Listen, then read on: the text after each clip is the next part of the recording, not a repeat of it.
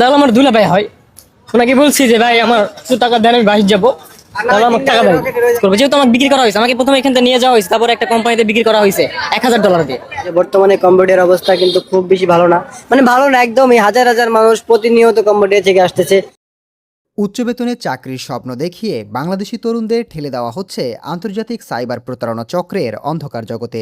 বৈধ ভিসায় কম্বোডিয়া গেলেও সেখানে পৌঁছেই অনেককে বিক্রি করে দেওয়া হচ্ছে সাইবার স্ক্যাম কম্পাউন্ডে। নির্যাতন, বন্দি জীবন আর খালি হাতে দেশে ফেরা, এটাই এখন অনেকের বাস্তবতা। শুধু গত জুনেই কম্বোডিয়া থেকে দেশে ফিরেছেন 583 জন বাংলাদেশি। উচ্চ বেতনে কম্পিউটার অপারেটর পদে চাকরির প্রলোভন দেখিয়ে বৈধভাবেই বাংলাদেশ থেকে কর্মী পাঠানো হয় কম্বোডিয়ায়। রাজধানী নেপ্পেনে পৌঁছানোর পর স্থানীয় দালাল চক্রের হাতে তুলে দেওয়া হয় তাদেরকে। পরে দেশের বিভিন্ন এলাকায় ছড়িয়ে থাকা সাইবার স্ক্যাম কম্পাউন্ডে নিয়ে গিয়ে বিদেশি নাগরিকদের প্রতারণা করে অর্থ হাতিয়ে নেওয়ার কাজে বাধ্য করা হয় তাদের। ভুক্তভোগীদের অভিযোগ, প্রতিদিন, প্রতি সপ্তাহ এবং প্রতি মাসে নির্দিষ্ট টার্গেট দেয়া হয়। সেই লক্ষ্য পূরণে ব্যর্থ হলে কিংবা কাজ করতে অস্বীকৃতি জানালেই শুরু হয় অমানবিক নির্যাতন। অনেককে বৈদ্যুতিক শক দেওয়া সহ শারীরিকভাবে নির্যাতনেরও অভিযোগ রয়েছে। বিএমইটির তথ্য অনুযায়ী 2024 সালের শুরু থেকে চলতি বছরের মাঝামাঝি সময় পর্যন্ত কম্বোডিয়ায় গেছেন 17,013 জন বাংলাদেশি। এর মধ্যে চলতি বছরের প্রথম 6 মাসেই গেছেন 3,660 জন।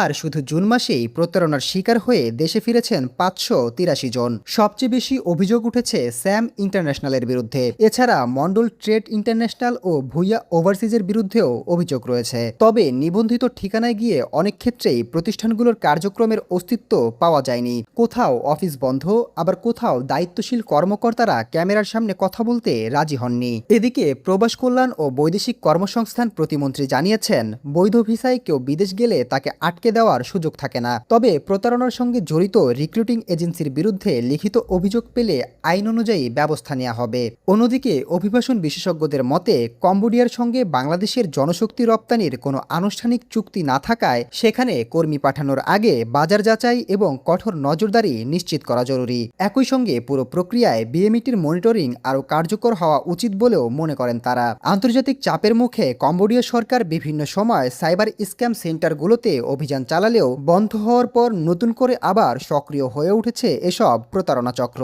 ফলে বিদেশে উচ্চ বেতনে চাকরির প্রলোভনে সাড়া দেওয়ার আগে সর্বোচ্চ সতর্ক থাকার পরামর্শ দিয়েছেন সংশ্লিষ্টরা। Desk report, global math.